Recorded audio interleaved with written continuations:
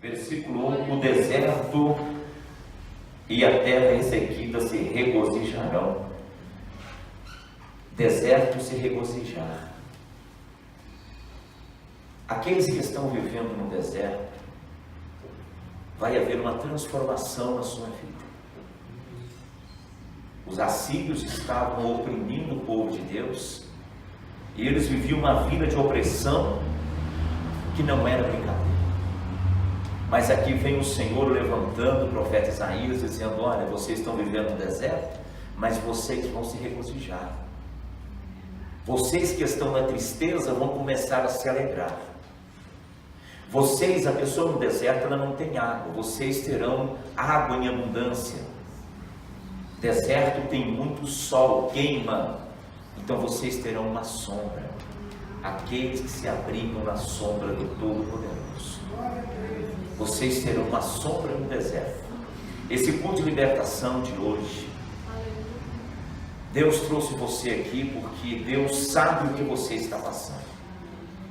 E aqui tem uma promessa de transformação de deserto para tempo de alegria, transformação de tristeza para tempo de regozijo. Ainda no versículo 1: o deserto e a terra ressequida se regozijarão, e o ermo exaltará e florescerá como a tulipa, irromperá em flores, mostrará grande regozijo e cantará de alegria.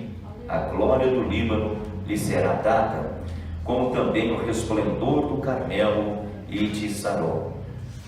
Verão a glória do Senhor, o resplendor do nosso Deus.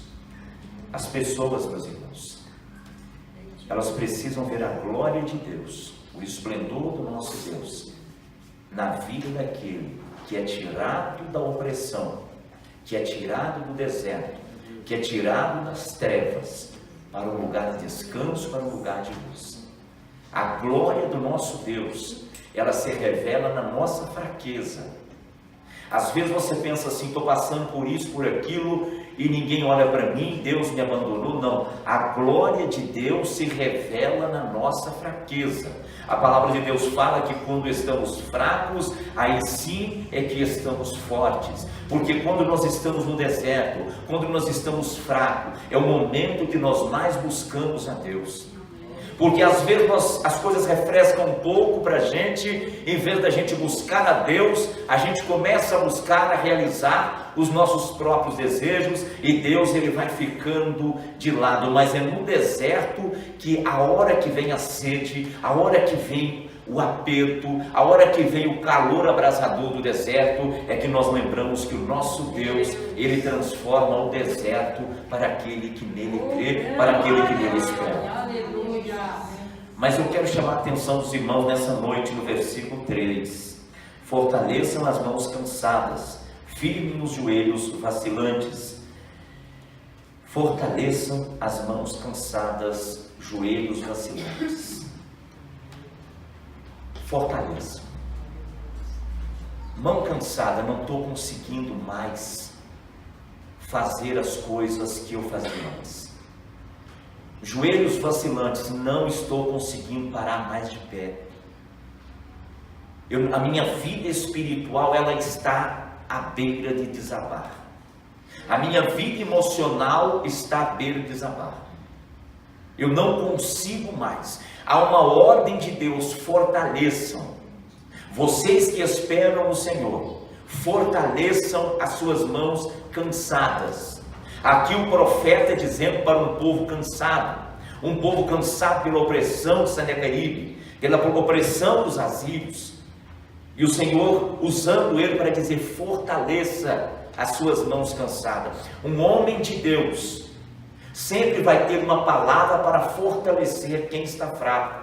Uma mulher de Deus sempre vai ter uma palavra para fortalecer aquele que está fraco. Assim que os homens de Deus são conhecidos nessa terra, quando eles têm palavra para fortalecer mãos, para poder firmar joelhos vacilantes. Às vezes a pessoa entra na igreja, ela não está conseguindo fazer mais nada, mas quando ela ouve a palavra vindo da parte de Deus, ela se coloca sobre os seus pés, os seus joelhos lhe dão firmeza, as suas mãos começam a realmente a fazer as coisas que vão lhe dar retorno. Fortaleçam as suas mãos cansadas, seu joelho vacilante. Digam aos desanimados de coração, repitam comigo, desanimados de coração. Isso, digam aos desanimados de coração, sejam fortes, não temam, seu Deus virá com vingança, com divina retribuição virá para salvá-los. Desanimados de coração. Irmãos, o pior desânimo que tem na vida do homem não é o cansaço físico. Você dorme uma noite, depois você acorda, está tudo bem, seu corpo já recuperou. Mas quando há um desânimo de coração, você pode fazer tudo, tentar fazer tudo, você não tem ânimo mais para nada. Tem muitos que dão vontade de morrer, tem muitos que dão vontade de sumir, porque residiu neste coração este desânimo. Não é um cansaço físico. Às vezes as pessoas vão no médico, o médico receita, ele é um profissional na área dele, mas na área humana, este cansaço de coração, ele se dá da vida espiritual. É só Deus que pode arrancar esse cansaço, vocês que estão com o coração cansado. A Bíblia fala que o coração alegre já formoseia o rosto.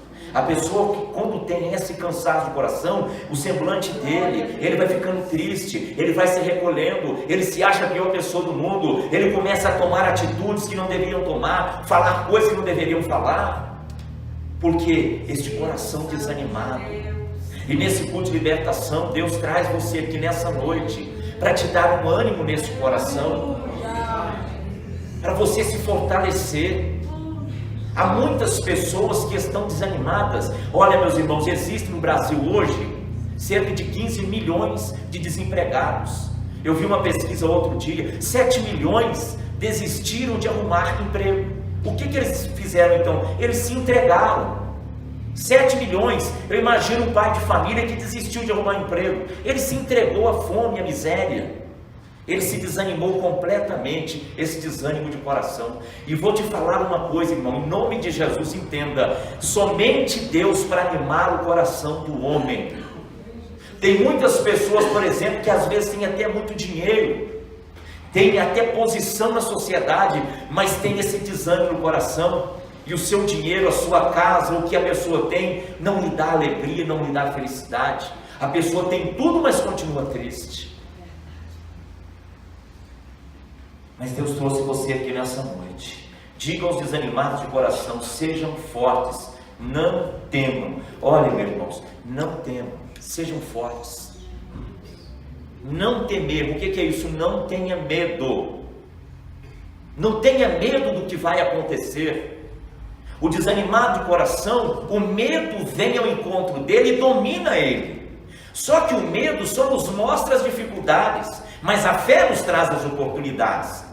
Então, o que acontece com esse desânimo de coração? Com esse desânimo de coração, ele vai trazer o medo. E quando reside o medo junto com o desânimo do coração, tudo para a pessoa fica difícil. Fica difícil arrumar um cabelo, fica difícil arrumar um trabalho, fica difícil fazer uma comida, vai ficando difícil de fazer tudo. Porque o medo só nos mostra as dificuldades. Mas a fé, ela nos traz as oportunidades. Tem muitas pessoas que estão jogando várias oportunidades fora. Por quê? Por causa do desânimo de coração, por causa do medo. Então, nesse culto de libertação, não deixa nada escapar essa noite. Segura este momento para você, porque a tendência da pessoa que está desanimada de coração é descer um degrau a cada dia até chegar no fundo do poço. Ainda dentro do versículo 4, sejam fortes, não temam, seu Deus virá com vingança, com divina retribuição virá para salvá-los. Irmãos, o nosso Deus é amor, mas a palavra de Deus fala que Ele é vingador. O demônio tem levantado pessoas de tudo enquanto é lugar para poder fazer o trabalho dele. Do mesmo jeito que Deus nos levanta na terra para fazer o trabalho dele, o que eu estou fazendo aqui? O trabalho de Deus, a obra de Deus. O que você está buscando aqui nessa noite? Servir a Deus, estar na obra de Deus, a trabalho, a serviço de Deus. Mas existem aqueles que estão a serviço do maligno, e são esses que o maligno usa para trazer a tristeza ou desânimo do coração das pessoas, através de palavras, através de olhares. Satanás usa uma pessoa que você passa na rua, e só do jeito que ele te olha, ele desanima o teu coração. Porque são esses que estão a serviço do mal. Não pense que você tem um coração bom, não pense que você quer buscar Deus e que todos estão buscando a Deus. As pessoas estão buscando seus próprios interesses, colocando um jugo pesado nas costas das pessoas e colocando eles para todos os lugares para sacrificá-los. Deus está buscando adoradores que adorem espírito e verdade, e não burros de cargas, de homens de religiões, para ficar pregando doutrinas, costumes, religiões. Deus está buscando pessoas para dar eles alívio, para eles pregar o reino de Deus, pregar a palavra de Deus. E Satanás querendo escravizar as pessoas. E nesse culto de libertação, Deus se trouxe nessa noite aqui, em nome de Jesus. Fortaleça suas mãos cansadas, fique de pé, fortaleça esses joelhos vacilantes. A gente, é muito triste até falar isso aqui, eu não gosto, mas Deus está me fazendo lembrar disso. A gente pode imaginar na África pessoas que ficam 5, 10, 20, 30, 40 dias sem comer, e eles não aguentam pegar um pedaço de pão, e eles não aguentam partir o pão. Às vezes as pessoas têm que dar na boca daquelas crianças. Você coloca a criança de 10 anos de pé e ela sai cambaleando, ela não aguenta ficar em pé de tanta fome. E não é diferente na nossa vida espiritual. As pessoas não estão aguentando ficar em pé de tanta fome, de comer a palavra de Deus. As pessoas estão se enchendo de tantas coisas e não se enche desse alimento. E para nos fortificar, para firmar os nossos joelhos vacilantes, as nossas mãos cansadas, é somente a palavra genuína, a palavra de Deus. Seu Deus virá com vingança. Ai daquele que está trazendo tristeza para o seu coração. Ai daquele que está fazendo de tudo para trazer o medo para a sua vida. O seu Deus virá com vingança. Descansa o teu coração, porque você tem um Deus que Ele é amor, mas Ele é justiça, Ele é fogo consumidor, Ele é vingador. O que é isso, pastor? Vingador. A pessoa pode fazer tudo com você do mesmo jeito que ela está fazendo. Deus é justo, Deus vai fazer com ela também, do mesmo jeito. Por quê? Porque aquilo que o homem planta é aquilo que ele colhe. A mesma medida que ele mede os outros, ele também será medido. Então não fique atribulado, não descanse o teu coração. Porque o que mais atrapalha uma pessoa servir a Deus é outra pessoa, porém usada por Satanás. Existem duas sinagogas de Satanás, ou dois tipos de pessoas que Satanás usa esse povo a hora que quer. O primeiro é aquele que serve a Deus falso. O Deus, o que é o Deus falso? Qualquer Deus que não é o nosso Deus, o Criador dos céus e da terra, que não é o Deus de Abraão, de Isaac e de Jacó, que não é o Deus de Israel, esse é um Deus falso. Qualquer Deus, além dele, é um Deus falso. Então qualquer pessoa que serve um outro Deus, além do Deus Todo-Poderoso, Criador dos céus e da terra, está servindo um Deus falso. E essas pessoas são sinagogas de Satanás. Satanás entra e sai da vida deles a hora que ele bem quer. Então existem dois tipos de pessoa. Um é aqueles que adoram os deuses falsos. E outra pessoa é aqueles que adoram o Deus verdadeiro, porém de uma forma falsa. Adoram o Deus verdadeiro, mas de uma forma falsa. Aí Satanás usa essas pessoas também. Pessoa que fala que é crente, mas não é coisa nenhuma. Pessoa que fica profetizando para os outros, fica falando um monte de coisa da palavra de Deus, servindo o Deus verdadeiro. A pessoa está servindo o Deus verdadeiro, porém de uma forma falsa. Nós temos que servir o Deus verdadeiro de uma forma verdadeira. Aí sim, aí não tem brecha para o maligno entrar.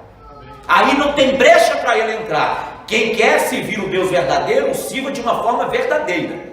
Porque senão, acaba virando também uma sinagoga de Satanás. E aqui dentro dessa palavra, daqui a pouquinho eu já quero orar. O versículo 5. Então se abrirão os olhos dos cegos e se destamparão os ouvidos dos surdos. O 6, então os coxos saltarão como cervo e a língua do mudo cantará de alegria. Águas irromperão do ermo e riachos do deserto. Profeta Isaías, isso aqui tudo cumpriu em Jesus, irmãos. Nós já estamos vivendo essa época. Jesus começou, Jesus veio e ele fez tudo isso aqui. A palavra de Deus fala que ele fez. Abriu os olhos do cego. Jesus curou o cego Bartimeu e outros cegos. Jesus curou pessoas que não ouviam. Jesus curou aleijados que não andavam.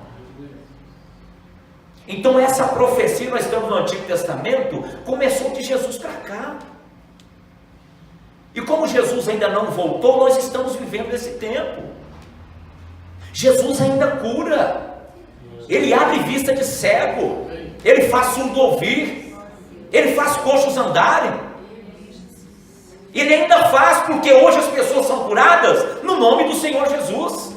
Quando ele estava na terra, ele dava ordem. Depois que ele foi ao céu, ele deixou essa ordem com os discípulos dele, com todos nós. Em meu nome expulsaram demônios, curaram enfermos. Jesus continua operando até hoje.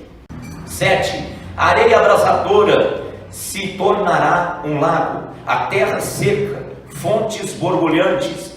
No átrio onde outrora havia chacais, crescerão a relva, o junco e o papiro. Agora preste atenção no versículo 8. E ali haverá uma grande estrada, um caminho que será chamado caminho de santidade. Repita comigo: caminho de santidade. Caminho de santidade. Ali haverá este caminho, caminho de santidade.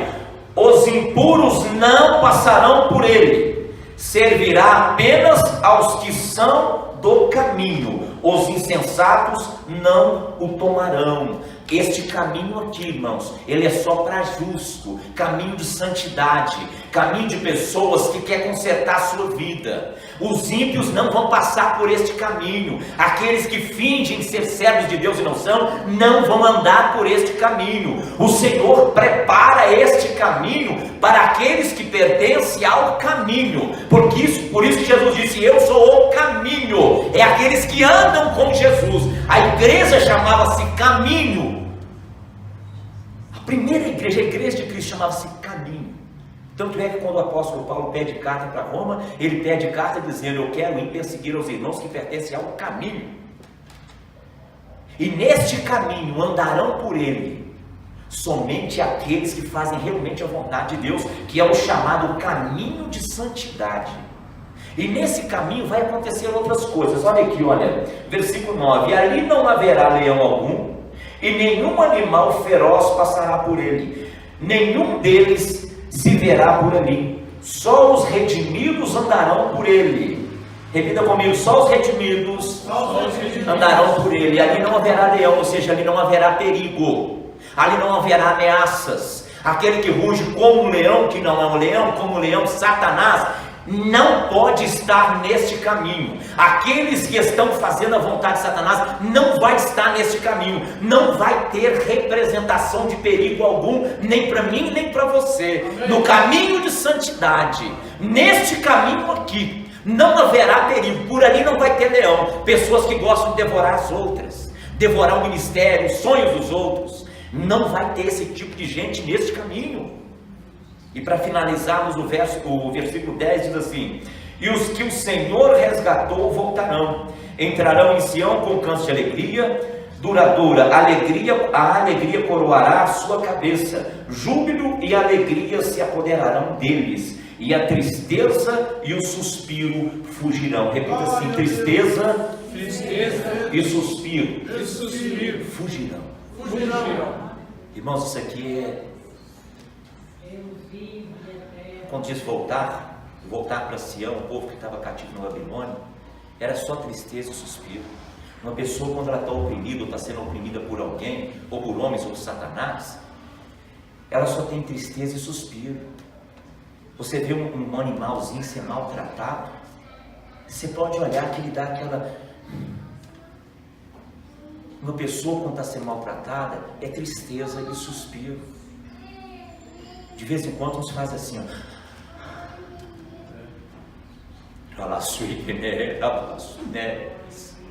Tem muita gente caçando problema com Deus e vai encontrar. Ai daqueles que estão causando esse suspiro nas pessoas, essa tristeza, vão encontrar com Deus. Amém. Vão ter um grande problema. Os babilônios, todos que oprimiram, os assírios, todos que oprimiram o povo de Deus, eles voltaram alegre para Sião, mas o final dos babilônios, o final dos assírios foi péssimo. O final de todo opressor é a coisa mais horrível do mundo. Por que, pastor? A Bíblia fala que horrível coisa é cair na mão do Deus vivo. Horrível coisa. Tem muita gente que faz o que quer, fala o que quer, persegue as pessoas, escandalizam na obra, é porque ele ainda não caiu na mão do Deus vivo. Deus está tendo misericórdia dessa pessoa, mas a hora que cair na mão do Deus vivo, a hora que Deus vê realmente que essa pessoa não quer se arrepender, eu não sei por que Deus está mandando falar isso aqui, a hora que cair na mão do Deus vivo vai ser horrível demais. Horrível coisa é cair na mão do Deus vivo. Horrível coisa. E esse culto de libertação, quero fazer uma oração. Esse último versículo nós lemos aqui, ó.